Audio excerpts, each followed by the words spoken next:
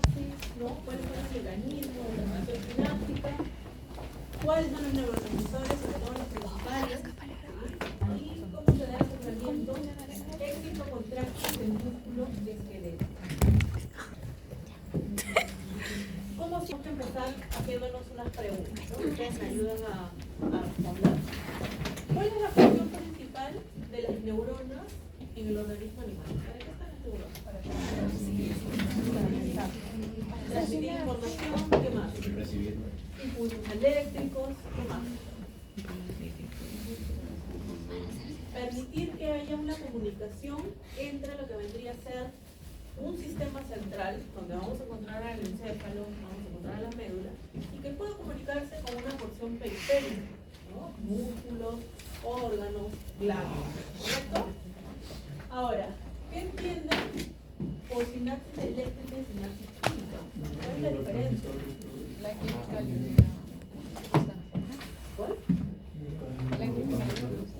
Ya, en la química vamos a encontrar neurotransmisores y en la eléctrica.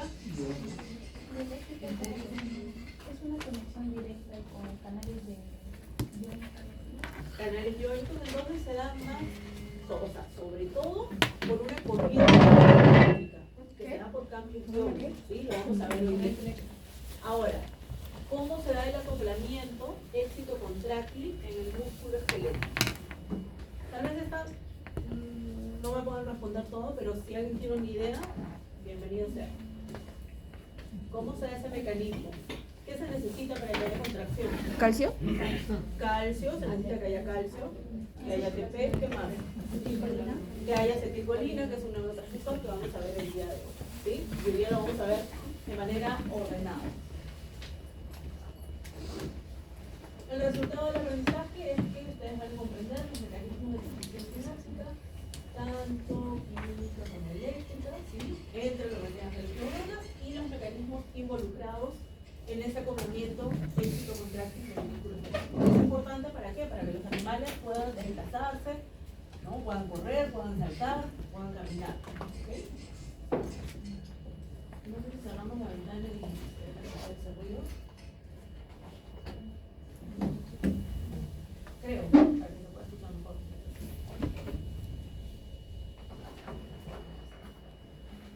Este es el contenido de lo que vamos a ver hoy día, ¿sí? Todo lo que vamos a ver. Y vamos a empezar.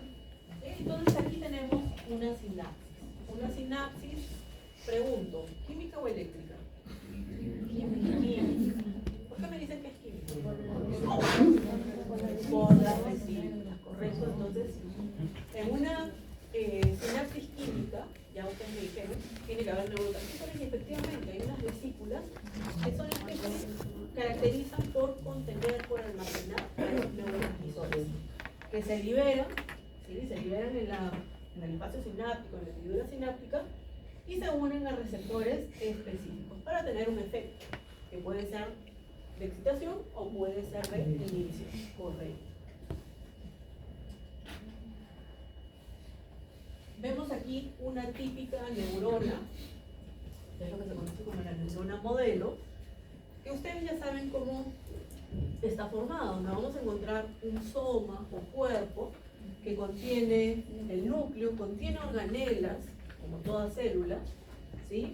Y se presenta como unas ramificaciones, ¿no? Que son las dendritas, que son las que se van a encargar de recibir gran parte de las señales que provienen de otras neuronas, ¿ok? Y se continúa por un axón que termina, ustedes pueden fijarse aquí, en unos botones terminales axonales, ¿sí? Son los botones terminales. Ahora, aquí hay una estructura muy importante que se va a presentar entre el soma y el axón, que es justamente esta parte de aquí que nos muestra la delimitación de la espiga del potencial, ¿no? Entonces, esta zona se conoce como el cono axónico, ¿sí? Es el cono axónico.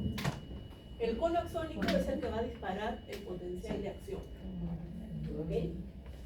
Tengan en cuenta que las señales que están llegando llegan a las dendritas, pueden llegar al soma también, y todas esas señales se van a ir sumando por sí solas son muy pequeñas, pero se van sumando. ¿Sí? Entonces, cuando se suman y se procesan aquí a nivel del cono axónico, el potencial de acción va a comenzar a viajar, como vemos aquí en esta flechita roja, hasta el último botón terminal. ¿Para qué? Para poder liberar al neurotransmisor. ¿Ok? Ahora, ¿por qué ese cono axónico es el que dispara el potencial de acción? ¿Quién me dice? Varios. ¿Por?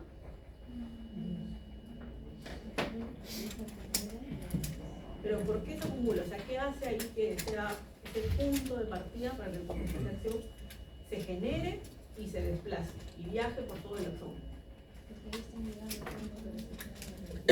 Claro, llegan todas las señales como hemos dicho, pero ¿qué hay ahí que hace que se genere ese potencial de acción?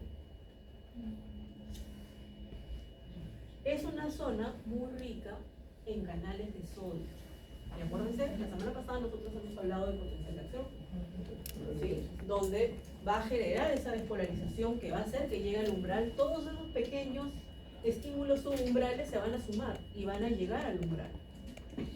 ¿Sí? Entonces en esta zona encontramos gran cantidad de canales de sodio. Y también encontramos que es una zona muy rica en ATP, ¿no? Porque hay gran cantidad de mitocondrias. Entonces es la que dispara el potencial de acción. ¿Sí?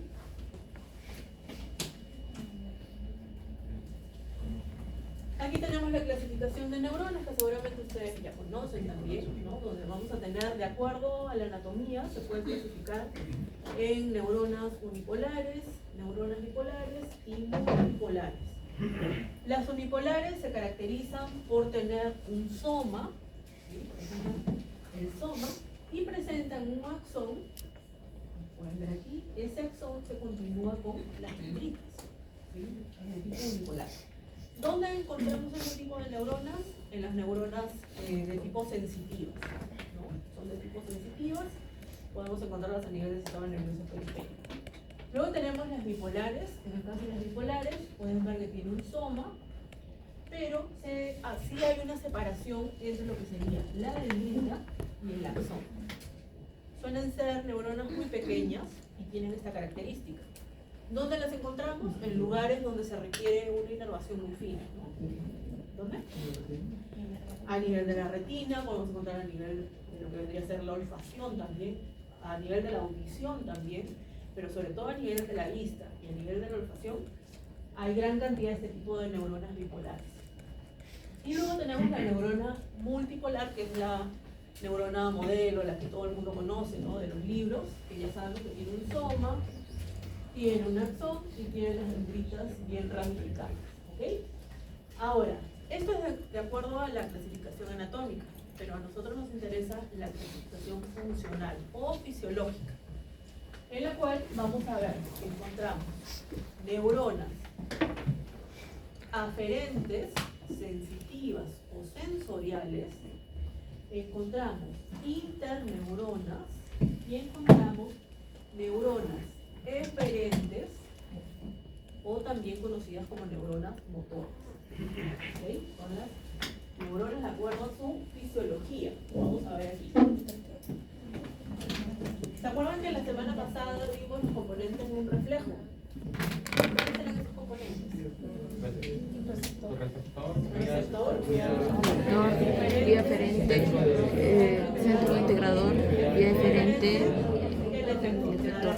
Correcto. Entonces, eso es lo que estamos viendo aquí. Fíjense. Receptor sensorial sensitivo, el que recibe el estímulo. La neurona aferente o la vía aferente, también conocida como sensitiva o sensorial, corresponde al sistema nervioso periférico, que es a través del sistema que va a viajar hacia un centro de integración. ¿Cuál es ese centro de integración? El sistema nervioso central, a nivel del encéfalo, a nivel de la médula, ¿sí?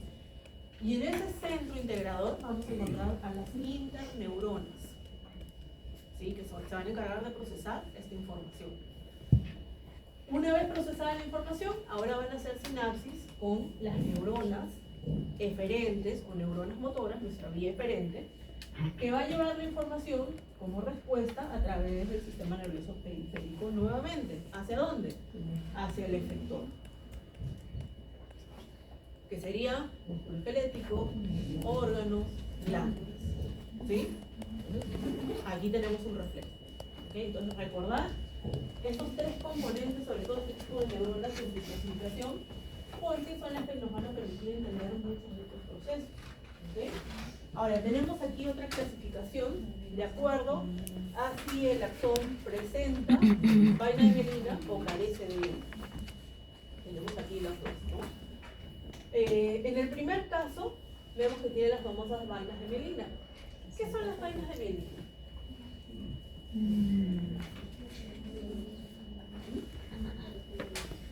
Ya, pero ¿qué? ¿Cómo está formada? ¿Qué encontramos ahí? Son células de la glía. ¿Sí? Son células de la glía que se encuentran dispuestas en capas concéntricas. ¿Sí? Son capas concéntricas de células de la glía, donde vamos a encontrar células de Schwann a nivel del sistema nervioso periférico y oligodendrocitos a nivel del sistema nervioso central. ¿Sí? Entonces, quiere decir que cuando el axón presenta la famosa vaina de mielina, esta vaina de mielina actúa como un aislante, ¿no? Dejando unos pequeños espacios, como pueden ver aquí, aquí, aquí, aquí, que se conocen como los nodos de Rambier. En esos nodos de Rambier es donde se va a dar la transmisión de las señales. Y va a ir de manera saltatoria. ¿Sí? Va de manera saltatoria. Pregunto, ¿por qué va de manera saltatoria y no va pasando a través de todo el axón? Por la mielina. ¿Pero qué más? O sea, ¿cuál es ahí el punto? Esto es más rápido, sí. Pero ¿por qué no hay transmisión de las señales donde tenemos la vaina de mielina?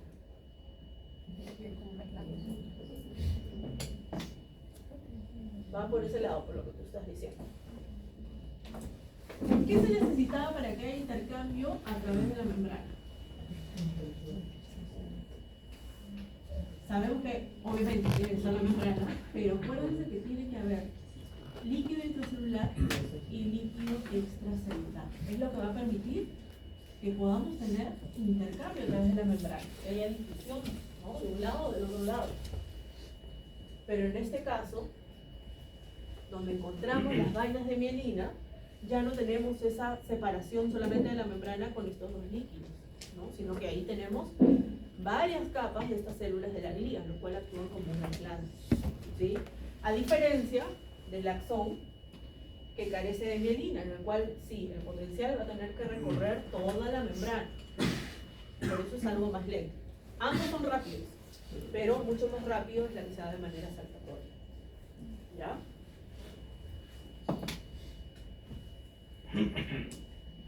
Vean aquí. En este caso, bueno, carece de vaina de mielina, entonces nos muestra cómo viaja el potencial de acción. ¿Sí? Vamos a ver, se dispara el potencial de acción, ya sabemos en el cono axónico, entonces tiene que viajar hasta el último botón terminal. Por lo tanto, ¿cómo va a viajar? Vamos a ver. Tenemos que en un primer segmento se despolariza. Cuando se despolariza, ¿qué ion entra o sale? ¿Qué pasa con el sodio? ¿Entra o sale? Entra, ¿no? Entonces se despolariza. Va viajando el potencial de acción del primer segmento al segundo segmento. El segundo segmento se está despolarizando, pero el primero ya se está repolarizando. ¿Sí? Por lo que vendría a ser entrada o salida de potasio. Sale potasio, ¿correcto? Bien. Sigue viajando el potencial de acción. El segundo segmento pasa a un tercer segmento, se despolariza, el segundo segmento se está repolarizando y el primero, que estaba repolarizándose, ahora regresa al reposo. ¿Cómo regresa al reposo? Con la bomba de potasio y los canales de flujo. Correcto, muy bien, así me gusta, así que así también moscas quiere que han leído. Muy bien, entonces efectivamente, esa es la manera como viaja el potencial de acción. ¿Sí? Lo mismo ocurre, ¿sí? Lo mismo va a ocurrir cuando tenemos vaina de mielina, solamente que se va a dar de manera saltatoria. Vamos a ver. Pero antes de ver, aquí hay un gráfico, no sé si, bueno, sí lo ven porque no está tan abajo. Quiero que vean, vamos a ver otra vez, aquí está en reposo, ¿sí? Va a haber un estímulo, va a viajar el potencial de acción, vean cómo entran las cargas positivas y cómo va avanzando, ¿no? Se despolariza y luego está repolarizándose y regresando a su estado de reposo, ¿sí? Eso se da de manera rapidísima. Aquí hay algunos datos interesantes de que vendrían a ser los taxones minimizados, que ya hemos hablado de esto, ¿no? Ya sabemos que son células de la glía, células de Schwann a nivel del sistema nervioso periférico, oligodendrocitos a nivel del sistema nervioso central. Los nodos de Ramier, sabemos que son esos espacios que la membrana está expuesta al líquido extracelular, lo cual permite que pueda haber intercambio, si no, no habría, ¿no? Y obviamente carece de mielina. Y donde encontramos las vainas de mielina, esas capas concéntricas, es lo que se conoce como internodo. ¿Sí? Entonces, debe ser el internodo. Y acá hay uno importante, carece de canales de sodio dependientes de voltaje. Justamente porque no hay esa comunicación con el líquido extracelular. ¿Sí? ¿Cuál podría ser el internodo? El internodo es donde nosotros vamos a encontrar las capas de mielina. ¿Sí?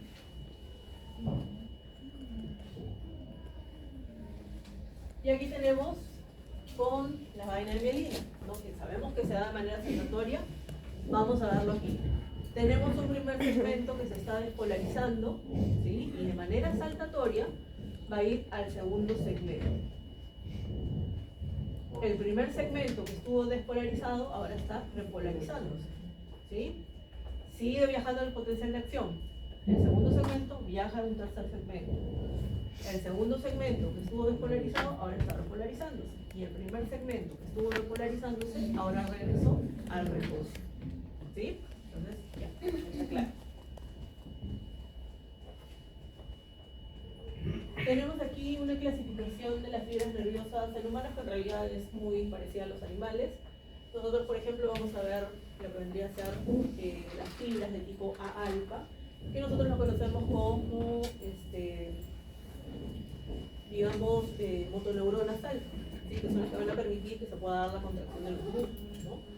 Encontramos, por ejemplo, los de tipo A gamma, que están relacionados con también los músculos esqueléticos, pero sobre todo con unos receptores que se conocen como los pulsos musculares, que los vamos a ver la próxima semana.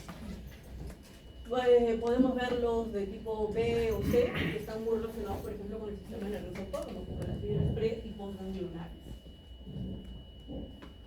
Tipos de sinapsis, esto también es un poco de repaso de lo que ustedes ya saben.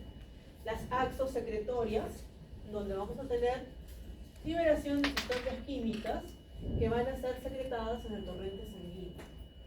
¿Okay? Tenemos las del tipo axoxónicas, sinapsis, ¿no? Entre axones, axodendríticas entre el axón y la dendrita, axo extracelular entre el botón terminal axonal y el espacio que se da entre células, y las axosomáticas, ¿no? Relacionadas con la sinapsis que va a dar entre los axones y el soma. Ahora, en esta transmisión sináptica, en esa comunicación entre neuronas, aquí lo importante es que va a haber un cambio en la permeabilidad de las membranas. Van a salir de ese potencial de membrana en reposo, porque lógicamente está viajando al potencial de acción. Entonces, aquí la idea es que el potencial de acción generado en la neurona presináptica continúe en la neurona postsináptica, ¿sí? Es decir, el potencial de acción debería de viajar al siguiente para poder transmitir la señal, ¿no? Como vamos a ir viendo en la clase de hoy día. Vean aquí la diferencia entre las sinapsis eléctricas y las sinapsis químicas. ¿Okay? Vamos a ver, vamos a fijarnos qué encontramos aquí. En la sinapsis eléctrica ya sabemos que la corriente es justamente esa corriente iónica, ¿no? Mientras que en la sinapsis química, ustedes ya me dijeron que tiene que haber un neurotransmisor. Si nosotros maximizamos esa sinapsis eléctrica, que es lo que tenemos aquí, podemos ver que se forman una especie de puentes, ¿sí? En este caso son lo que se conocen como las uniones gap o uniones en hendidura, también tiene ese nombre, lo cual va a permitir que puedan pasar los iones de la membrana presináptica hacia la postsináptica, pero ojo, que aquí puede ser bidireccional, es decir, también podría ir desde la postsináptica a la presináptica y ahí cambian de nombre, ¿no? Obviamente la pos se convierte en pre y la pre en pos. Entonces es bidireccional y es como si hubiese una continuidad citoplasmática. Tiende a ser muy rápido, ¿no? Muy rápido este tipo de sinapsis. Y luego tenemos la sinapsis química, donde vamos a tener lógicamente una neurona presináptica y una postsináptica. Vamos a maximizarlo, como pueden ver aquí. Vesículas con neurotransmisor que se van a liberar en la hendidura sináptica y se va a unir a sus receptores específicos para tener un efecto. Ahora, ojo, aquí no hay continuidad citoplasmática, ¿sí? ¿Por qué? Porque obviamente estamos viendo aquí un espacio, ¿no? A diferencia de en una sinapsis eléctrica donde sí podemos ver que hay puentes. Acá no hay hendidura sináptica. Claro, aquí prácticamente no hay. Sabemos que está, mira, es muy pequeñita, pero aquí lo importante es que estos puentes hacen como si fuese una continuación de una con la otra. ¿Ya? Es unidireccional. ¿Perdón? Unidireccional, entonces. En este caso, muy bien, es unidireccional. En el caso de la química, siempre. Porque siempre va a ir de la neurona que tiene al neurotransmisor hacia la que tienen los receptores. Nunca al revés. Entonces acá no está ausente totalmente ese espacio que presenta. Aquí, bueno, tú ves aquí el espacio, pero hay una continuidad citoplasmática justamente por esos puentes que son formados. Aquí hay una tablita donde pueden ver esas diferencias, ¿no? Vean, entre la eléctrica y la química. Distancia entre membranas, lógicamente la química es mucho mayor, es todo un espacio mucho más marcado, ¿no? De 20 a 40 nanómetros y la eléctrica 3.5 nanómetros, mucha diferencia. Continuidad citoplasmática sí en la eléctrica, no en la química, ya sabemos por qué. Componentes ultracirculares, canales de unión íntima, es decir, esos uniones RAP, ¿sí? Uniones en hendidura. Y en la química siempre vamos a encontrar las vesículas presinápticas y los receptores postsinápticos. Agente de transmisión, corriente iónica para la eléctrica y el neurotransmisor para la química, ¿sí? Retraso sináptico, en la eléctrica no, porque no hay esos puentes, mientras que en la química sí hay una diferencia, ¿no? Que puede llegar hasta 1.5 milisegundos. Luego tenemos el sentido de la transmisión, bidireccional en la eléctrica y unidireccional en la química, por lo que ya hemos hablado. Vean aquí, en la sinapsis eléctrica, esos puentes, esas uniones GAP, está formada por estos canales iónicos que tienen subunidades, ¿no? Que están formadas por lo que vendrían a ser los conexones, en cuyo interior encontramos las disconexinas, que son las que van a permitir que puedan anclarse unas con otras. ¿Para qué? Para que justamente se pueda dar esa continuidad citoplasmática. ¿Okay? En la sinapsis química, retomando lo que ya hemos dicho, encontramos las vesículas que contienen a los neurotransmisores. Vamos a ver cómo se va a liberar cada uno de estos neurotransmisores. ¿Para qué? Para que puedan unirse a sus receptores específicos y puedan cumplir su acción, ¿no? Que puede ser excitatoria o puede ser de tipo inhibidor. Justamente aquí tenemos sinapsis excitatoria y sinapsis inhibitoria. Quiero que vean que tenemos a estas neuronas, pero muy cerca de esas tenemos las células de la glía, ¿no? Sobre todo, sabemos que las células de la glía están formando o dando sostén, nutrición, ¿no? Ayudando, apoyando de alguna manera a las neuronas. Y tenemos a los astrocitos, que es otro tipo